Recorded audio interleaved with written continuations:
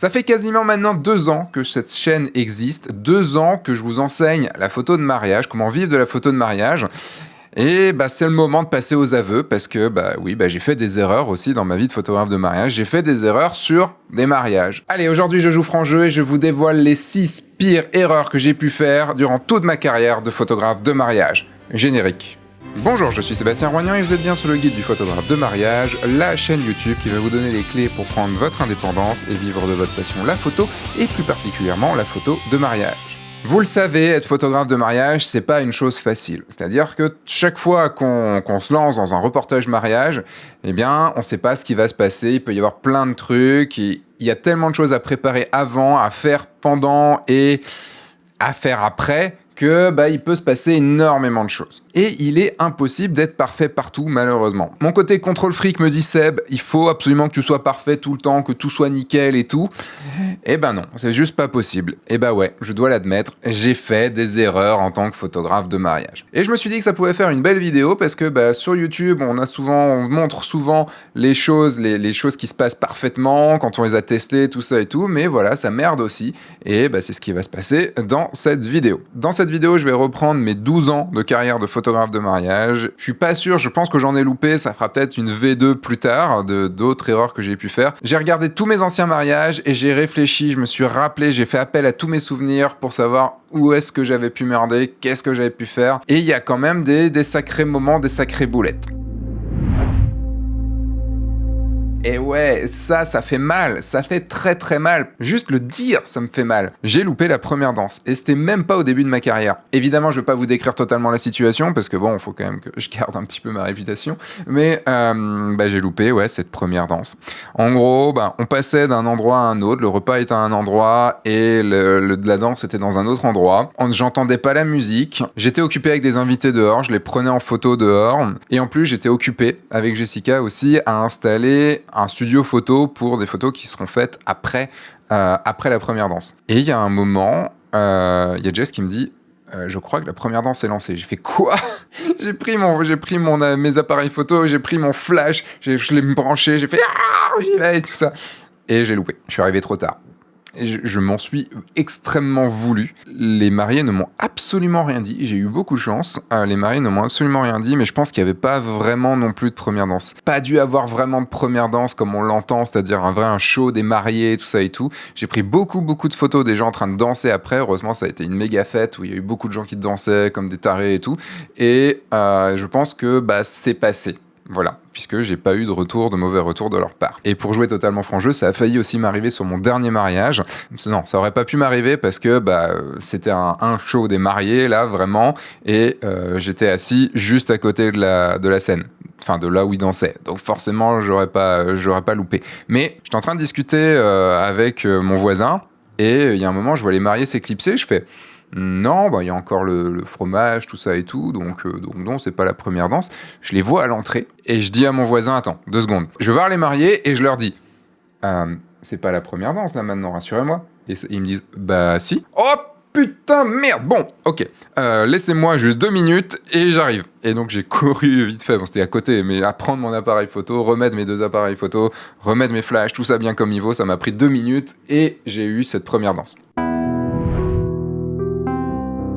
2 fois. Je pense que c'est la hantise de tous les photographes de mariage. Je sais pas pour vous, mais il n'y a pas une nuit avant un mariage où je ne cauchemarde pas mince, je me suis pas levé et j'avais un mariage aujourd'hui alors que je savais pas. Voilà. Je recheck tous les samedis, je check mon agenda pour être sûr de pas avoir de mariage ce jour-là. Il y a peu de risques parce que je fais peu de mariages par an, je fais que 6 mariages par an, donc logiquement je sais quand sont mes mariages, mais on sait jamais. Surtout en cette période de Covid où il y a eu des reports, tout ça et tout. Et pourtant, je suis arrivé dans ma carrière 2 fois en retard. Ça a jamais été grave, ça a jamais été plus de 20 minutes, une demi-heure, et ça a toujours été à cause de la route. Même si je prends de l'avance à partir en avance et tout, sur un mariage qui était en Bretagne, je suis arrivé 20 minutes en retard parce que j'ai loupé la sortie, tout simplement.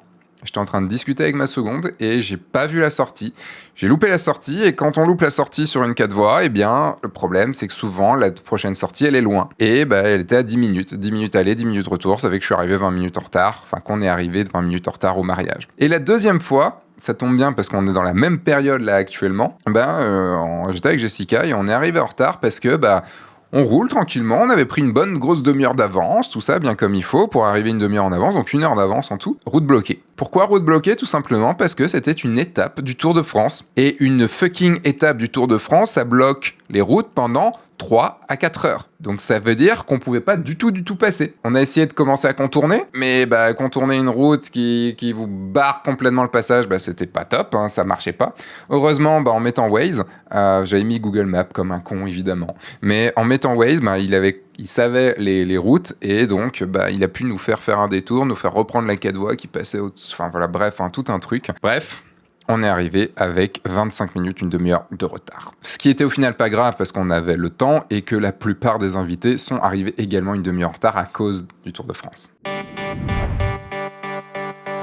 Troisième boulette qui m'est pas arrivée sur un mariage, mais qui a un peu foutu la merde, on va dire, sur le mariage, enfin qui aurait pu foutre la merde sur le mariage, dans l'ambiance du mariage, ce sont les photos de fiançailles. Les photos de séance fiançailles, donc je fais toujours une séance photo avec mes mariés avant et mes futurs mariés, et j'ai fait l'erreur d'aller trop vite dans la post-production, dans la post-traitement, et j'ai rendu des photos qu'il fallait pas. J'ai rendu trop de photos. Et là, vous allez voir passer certaines photos, et j'ai fait des énormes erreurs, je ne sais même pas comment j'ai pu le faire, je sais même pas comment j'ai accepté de le faire, c'est pour moi des erreurs d'un niveau de désaturation partielle, voilà, je ne sais pas ce qui m'a pris à ce moment-là.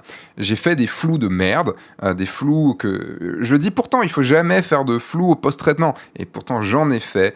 J'ai fait des mauvaises manipulations sur Lightroom et j'ai rendu ça. Et le truc, c'est que ce que vous voyez, c'est 3 photos parmi 40. C'est rien. C'est même pas 10%. Donc, j'aurais très bien pu les enlever, ces 3 photos, et ne pas les rendre, et tout se serait très bien passé. Après, le marié, il me répondait plus trop, alors que on avait bu des bières ensemble et que tout était ok. Et il me répondait plus trop, et puis juste 2 semaines avant le mariage, je lui fais je sens qu'il y a un truc qui va pas, quelque chose.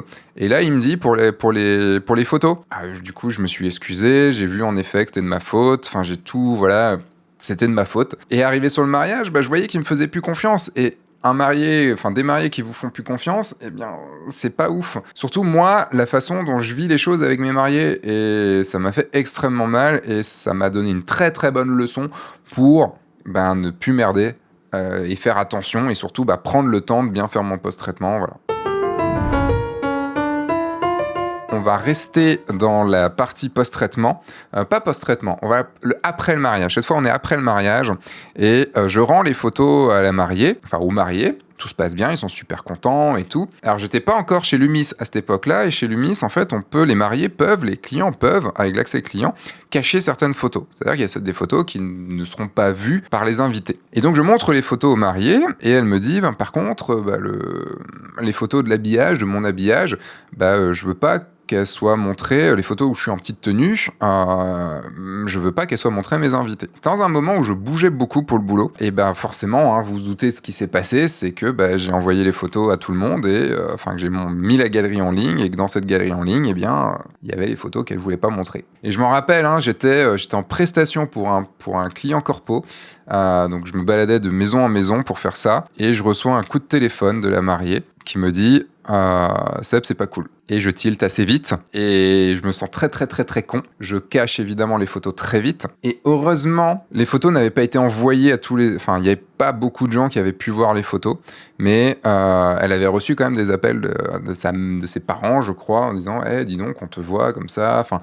Et forcément, ça le fait pas, même s'il y a que 5-10 personnes qui l'ont vu, j'ai manqué à mon devoir de photographe. Alors évidemment, je vous montre pas les photos, évidemment. Qu'est-ce que j'ai fait pour me faire pardonner ? Je leur ai offert un livre. Ça m'a coûté de l'argent, mais je leur ai offert un livre. Je voyais pas quoi faire d'autre. J'ai fait une erreur, et je fais une erreur qui est assez grave quand même. Enfin, en tout cas, pour moi, elle était assez grave, et on a cherché un terrain d'entente, savoir, qu'est-ce que je peux faire ?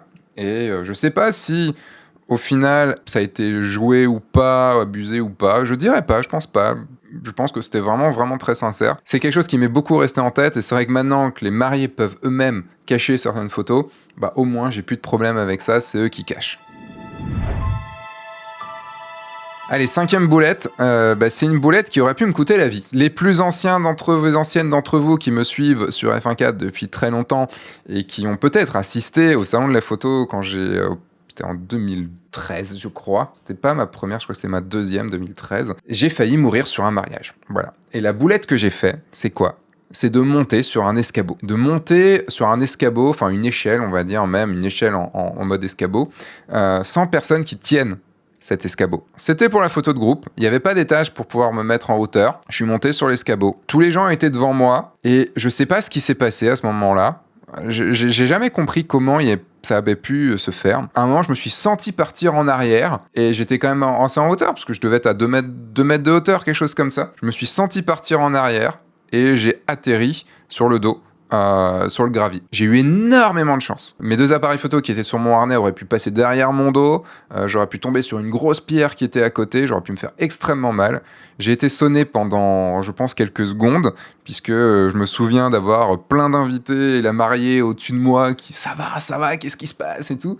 Mais au moins, c'est une méga bonne technique pour que tout le monde soit extrêmement attentif et calme quand vous faites une photo de groupe. Souvent, c'est la merde. Souvent, il y a plein de monde. Faut faire la police et tout. Là, rien. Comme ça allait, eh bien, je suis remonté sur l'escabeau parce que je suis pas du genre à avoir peur après. Alors, évidemment, là, il y avait quelqu'un qui tenait, par contre, l'escabeau. Et bah là, par contre, j'ai dû extrêmement bosser pour les faire rire, pour les décoincer parce que on entendait une mouche voler. Mais vraiment, littéralement, tout le monde était « Mais ça va ?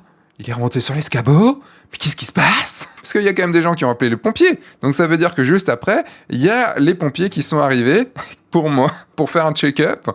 Et bon, ça allait. J'ai eu quelques séances d'ostéo après, mais globalement ça allait. Et après, pendant la suite du cocktail, mais c'était monstrueux parce que tout le monde me demandait « Mais ça va ?» Je pouvais pas arriver de façon ninja à côté d'un groupe parce que c'était vraiment mais ça va ? T'es sûr ? J'en rigole maintenant, mais évidemment, j'ai eu énormément de chance. Et maintenant, je fais très attention, très très attention. L'été, il y a 2 ans, je suis remonté sur un escabeau comme ça, sur une échelle. J'ai fait extrêmement attention. Après, j'étais sur l'herbe. J'ai assuré toutes mes prises. Enfin voilà, j'ai fait extrêmement attention. Voilà, ça c'est mon côté casse-cou. J'ai eu énormément de chance, c'est que sur toutes les erreurs que j'ai pu faire, sur toutes les boulettes que j'ai pu faire, ça n'a jamais eu de réelle incidence, de réel problème derrière. Il n'y a pas eu de réel problème derrière. Ça aurait pu vraiment être extrêmement délicat. Ça a été extrêmement délicat, mais ça aurait pu être extrêmement difficile. C'est une erreur qui s'est passée il y a pas longtemps. C'était il y a 2 ans. Donc j'étais quand même assez expérimenté, mais celle-là, je l'ai vraiment pas vu venir. Mais alors, vraiment pas vu venir. C'était pour le first look. Donc, tous les préparatifs se font. Je fais les préparatifs du marié, je fais les préparatifs de la mariée se prépare juste avec sa maman. Tout se passe bien, je fais les photos, j'arrive au moment où il faut, le contact se fait très bien avec la maman, elle rigole, tout ça et tout. Arrive juste après le moment du first look, donc le moment où les mariés vont se voir pour la première fois en mariée. Donc c'est dans le jardin, je place le marié dans le jardin de dos, et donc je vais chercher la mariée. Je vois d'abord la maman, et la maman me demande... Où est-ce que je vais me placer ? Où est-ce que je peux me placer pour faire les photos, pour faire des photos pendant ce moment-là ? Et je lui dis, ce qu'on avait convenu avec les mariés, c'est que c'était un moment pour eux deux, et que c'était juste un moment pour eux deux, qu'il n'y avait pas de possibilité de voir ce moment-là. J'ai pas compris, j'ai dit ça, elle est partie, mais genre de l'autre côté de la rue, elle s'est vexée, elle est partie. Et moi, je me suis retrouvé, mais genre, je l'ai dit de façon extrêmement gentille, extrêmement prévenante et tout, quoi. Mais j'ai pas compris. Et juste après, il y a la mariée qui arrive. Et elle voit ma tête. Et elle me dit, qu'est-ce qui se passe ? Et je lui raconte ça. Et elle me fait, ah, oui, t'aurais dû me laisser le dire. Et je fais, ah, il y a quelque chose que je savais pas. Et là, c'est à la recherche de la maman. C'est à la recherche de la maman parce qu'elle était partie. Et donc, je vais voir le futur marié parce qu'il est toujours en place. Et vous comprenez que que c'est un moment délicat. Il y a surtout un moment où je vois la maman vraiment passer la rue. Elle n'est pas partie tout de suite de l'autre côté de la rue, mais je l'ai vue. Et puis, il y a sa fille qui donc la trouvait pas. Et je lui dis, je crois que je l'ai vue partir par là-bas. Et je voyais la mariée un peu agacée, ce qui est logique parce que du coup, j'ai un peu foutu la merde, quoi, quand même, quoi. Bon, heureusement, tout s'est bien terminé. la mariée a pu retrouver sa maman, ils se sont un peu expliqués, et on a pu organiser ce first look. Et là, vous le voyez sur cette photo-là, j'ai quand même eu la maman qui est venue toute discrète, genre on me voit pas, pour prendre quand même une ou deux photos. Parce que je lui avais dit, ok, bon, vous pouvez quand même regarder par la fenêtre, enfin voilà. Mais elle est quand même venue faire ses photos. Et maintenant, c'est plutôt une anecdote drôle, mais sur le moment, j'en menais tellement pas large. J'étais là, putain, j'ai bousillé le mariage. J'ai bousillé la journée de mariage. Ça se trouve, elle va jamais revenir. Je l'ai vexée, il fallait pas. Et tout. J'étais là, mais j'étais... voilà quoi. Et dans ces moments-là, on se sent vraiment, vraiment comme une sous-merde. Je vous jure, c'est pas facile de vous dire tout ça, de faire cette vidéo-là. Mais je me suis dit que ça pouvait être vraiment une bonne chose de faire cette vidéo, de vous montrer aussi que, que je ne suis pas du tout infaillible, que je fais des erreurs. Et surtout, vous terminez cette vidéo par le fait que toutes ces erreurs-là, à chaque fois que je les fais, elles restent tellement ancrées dans ma tête que je fais très attention après coup que ça n'arrive plus. Et il y a d'autres erreurs qui arriveront. Je ferai d'autres erreurs cette année-là de mariage, cette nouvelle saison de mariage. Je vais faire des erreurs, c'est certain. Et je parle pas juste de louper quelques photos. Je vais faire des erreurs. Je peux pas être parfait tout le temps, toute la journée et pendant toute la prestation, même si on essaye au maximum de l'être. Mais surtout, il faut tirer des enseignements de toutes ces erreurs. Je ferai une vidéo bientôt sur les problèmes techniques que j'ai pu avoir, qui font partie aussi d'erreurs que j'ai pu commettre, mais d'erreurs techniques. J'ai vraiment dissocié les erreurs de prestation des erreurs techniques, des problèmes techniques, parce que je me suis dit que c'était vraiment deux choses différentes. Dites-moi en commentaire la plus grosse erreur que vous avez pu faire. Voilà, j'ai vraiment envie de pas me sentir seul. Laissez-moi ne pas me sentir seul, s'il vous plaît. Est-ce que le genre de choses que je vous ai raconté vous est déjà arrivé ? Racontez-moi, faites-moi juste me dire que je suis pas seul dans cette histoire. Et si vous voulez en apprendre plus, j'ai une formation sur comment photographier des moments vrais. Voilà, vous cliquez par ici ou le lien dans la description. C'est une formation sur 7 jours entièrement gratuite que vous recevez par mail. Voilà, j'ai hâte de lire vos commentaires. Je vous fais des bisous, je vous dis à dans une semaine pour un nouveau podcast et dans 2 semaines pour une nouvelle vidéo. Entre-temps, sortez, faites des photos, amusez-vous, faites des erreurs, ça arrive, et surtout signez des mariages. Au revoir.